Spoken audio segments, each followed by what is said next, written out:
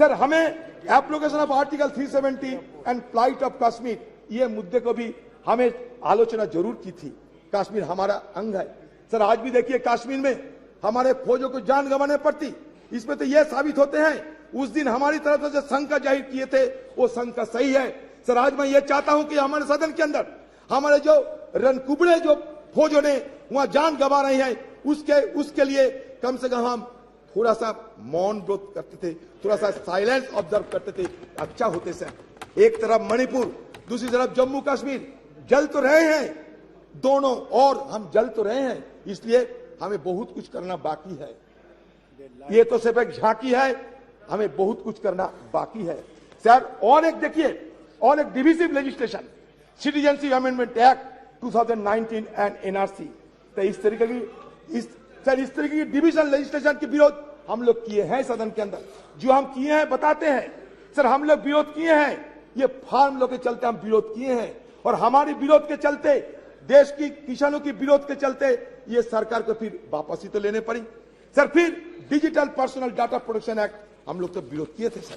जो किए हैं हम वजह क्या है बता दिए हैं सर, और ये सारे हमारी तरफ से बात रखे गए हैं सर। हम तो ये चाहते हैं कि आज की हालत में हमारी तरफ से और एक मांग आपके पास रखना चाहते हैं। वो मांग ये है सर कि हमारी सदन में एक आप नियम चालू करें, इसमें विपक्ष के लिए सिर्फ एक दिन विपक्ष के लिए डेडिकेटेड किया जाए।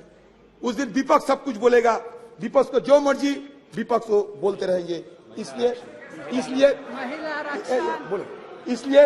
एक दिन विपक्ष के लिए अब रख दिया करो सर। आपको शायद ये भी जानकारी होंगे कि हमारे पार्टी की तरफ से, खासकर हमारे पार्टी की CPP chairperson madam Sonia Gandhi ji, ये Sonia Gandhi ji women reservation bill के लिए सदन में कितने बार सवाल किए हैं, और उन्हीं की अगुवाई में राज्यसभा में पारित होते हुए भी ये आज तक साकार नहीं हो पाए। तो हमारी तरफ से फिर हम ये मांग करते हैं कि आपकी सरकार रहते हुए ये वुमेन रिजर्वेशन बिल को पारित किया जाए। ये हमारी देशवासियों की मांग है। मुझे लगता है कि आप हमारी बात को जरूर गौर से सोचेंगे सर। बस हो गए सर। मैं ये कहना चाहते हैं सब देश के हम ये कहना चाहते हैं सर, ये हमारे अभी भी बहुत सारे चैलेंजेस है, हमारे लिए बहुत सारे अवसर भी है। तो चैलेंजेस एंड अपॉर्चुनिटी के बीच मैं ये कहना चाहते हैं कि आज देखिए एक माहौल पैदा होते जा रहे हैं कि मेजोरिटी रहने से सब कुछ हम कर सकते हैं sir. There are fears of an ambition to establish a one party dictatorship, ये देश में एक माहौल पैदा हो रहे हैं। This has led to the sidelining of the opposition's role in parliament, destabilisation of opposition led government through tactics like the purchase of members of legislative assembly and the selective use of central agencies such as Enforcement Directorate, CBI, Income Tax Department against opposition leaders and ministers.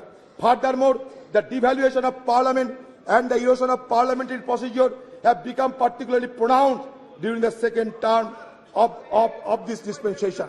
In 2021, the Parliament convened for fewer than 50 days with minimal discussion on legislation and inadequate scrutiny of legislative bills. The decline in the referral of bills to standing committee is also notable, dropping from 60 to 70% during the previous government to only 22%. आपके लिए अच्छा होगा, ये हमारे deputy leader है, पूछिए ना sir. हो गया the first term of this government, a mere 13% in the second term. Additionally, the opposition has been denied the right to raise issues and press for vote during the legislative process, further undermining parliamentary norms. Sir, same is the status of Rajya Sabha. I don't know whether it will be allowed or not. Sir, India's transition, sir, मान के चलिए, India's transition from one-party dominant system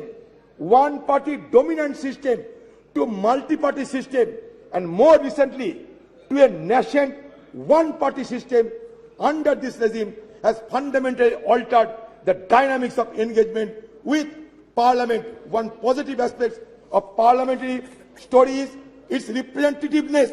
Initially in 1952, Parliament consisted mainly of lawyers associated with the freedom movement and pre-independence legislative bodies. But now, scheduled caste, scheduled tribe, OBC, all have been included in the legislative mechanism. It's a very positive idea. Sir, मैं जानता हूं sir आपको थोड़ा जल्दबाजी है, मैंने आपने पहले ही बोल दिया था। सर मैं ये कहना चाहते हैं कि देखिए सर, ये हमारे देश, इसमें तरह तरह की बात तो किए जाते हैं, लेकिन सच तो ये है कि इंक्लूसिवनेस की बात होते हुए भी इंक्लूसिव नहीं है हमारे पार्लियामेंट। आप खुद देख लीजिए, नंबर देख लीजिए, माइनॉरिटी कम्युनिटी के लोगों को संख्या देख लीजिए और खुद तय कर लीजिए। मैं कुछ नहीं कहूंगा, आज कटुता हम नहीं चाहते। सर बात यह है कि सर ये हिंदुइज्म की अगर बात करें, ये हिंदुइज्म क्या होते हैं? हिंदुइज्म में 4 वेद है, मिलियंस ऑफ गॉड्स है, 18 उपनिषद है, 18 उपनिषद है sir, 6 classical school of philosophy है सर, दो एपिक है। अच्छा ठीक है, अच्छा मान लिया आप अच्छा ठीक है, तो है तो that means what does it suggest? It suggests that plurality is the essence of our civilization. We may be a young nation, but certainly we can proud of old civilization. Sir, हमारे civilization क्या कहते हैं? Plurality की बात करते हैं। India as a nation or as a civilization is an unending celebration of pluralism. Sir, pluralism accommodates differences, and differences in turn embody, enact dissent. Sir ये हम कहना चाहते हैं, जब ये कहते हैं कि वसुधैव कुटुंबकम का मतलब क्या है? यही तो मतलब है, सबको चिंता को, सबकी भावना को शामिल करना चाहिए। सर हमारे सरकार कहिए, हमारे संस्कृति कहिए, ये संस्कृति में ये भी दोहरा गया है, अहंकारम बलम दर्पम क्रोधम। सर अहंकारम बलम दर्पम ये वर्जित किए हैं हमारे हिंदू धर्म। सर इसलिए मैं कहना चाहते हैं, अहंकार को छोड़ना चाहिए हम सबको। हो सकता है आपका बहुत सारी क्षमता हो सकता है, आपको कभी हमको, लेकिन इसको वर्जन करना चाहिए। अहंकारम बलम दर्पम कामम क्रोधम समस्थिता मम आत्मा सर्वदेहेषु प्रदो विष्णु उपभस्सुआ का मतलब क्या है? मतलब ये होते हैं कि ऊपर वाले को गुस्सा की आप आमंत्रण ना करें तो बेहतर है। सर इसलिए आज जब सदन के अंतिम दिन है, मैं उस बुजुर्गों को स्मरण करते हैं जो हमारे बीच अभी नहीं है। Carry on. हाँ सर,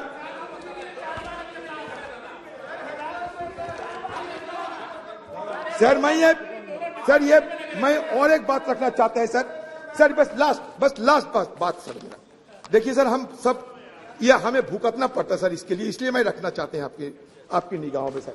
ये कहता है कि फ्रीडम ऑफ एक्सप्रेशन, ये मानते, अब सुन लीजिए sir, it is perhaps the most fundamental parliamentary right of a member of parliament.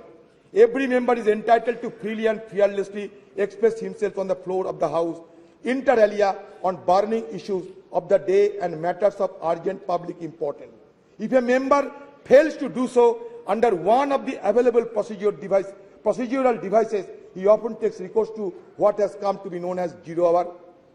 While unparliamentary or objectionable expression may be expunged from the proceedings of the 2 houses of parliament by the respective presiding officer under the existing rules, shutting off or blinding the proceedings of any house under the presiding officer's direction, that nothing of what is said without his permission would go on record may be questionable desirability, in as much as in that case the reports of the proceedings cannot really be regarded anymore as a faithful record of all that happened. This applies equally well to the expurgated and edited version of the selected proceedings that may be telecast. In any case, when the question hour or any other part of the proceeding is telecast live, how can the presiding officer expunge an order और parade. Sir इसलिए हम चाहते हैं कि हमारे अधिकार को ये दे जाना चाहिए। सर हम चाहते हैं कि सदन की जो गरिमा, वो गरिमा बरकरार रही है। सर आज स्पेशल सेशन है, ये नॉर्मल सेशन है, क्या है किसी को पता नहीं। हमें बाहर से मीडिया वालों के हवाले से पता चलता कि स्पेशल सेशन है या नहीं। सर जब मिडनाइट सेशन होते हैं, जैसे कि आजादी के दिन हुई थी 14-15 अगस्त, वैसा मिडनाइट उसमें चर्चा नहीं होते। जैसे कि जीएसटी के लिए नरेंद्र मोदी जी किए थे, चर्चा नहीं होते, लेकिन बाकी स्पेशल सेशन में चर्चा होते। लेकिन इसके साथ साथ बाकी लेजिस्लेशन नहीं जा सकते। लेकिन यहाँ 8-9 सारे मुद्दे को आप शामिल किए हैं। पता नहीं इस तरीके की कैसे आप सदन को गरिमा को बरकरार रखेंगे। क्वेश्चन आवर में हमें शामिल होने का मौका नहीं है, 0 आवर उठाने का मौका नहीं है। फिर आप कहते हैं कि गणतंत्र की गरिमा को बजाय रखना चाहिए। सर ओल्ड से न्यू हम जाते हैं, ओल्ड को हम भूलना नहीं चाहते। Old is always gold. Sir there is a saying that old horse is best to ride. Old horse is best to ride. Accordingly old house is best to बस। हम नया सदन में जाएंगे लेकिन पुराने को याद में रखेंगे। सर फिर एक बार कहना चाहते हैं, हमारे राजेश खन्ना जी बाबू मोशाई एक पिक्चर थे, उसमें कहा था जिंदगी बड़ी होना चाहिए, लंबी नहीं। हम रहे या ना रहे, लेकिन आज सदन के अंदर हम जो करते जा रहे हैं, अगले दिन हमारा पीढ़ियों ने इसको याद रखेंगे। इसलिए जिंदगी बड़ी होना चाहिए, लंबी नहीं। ये बात कहते हुए मैं अपना बात समाप्त करता हूं।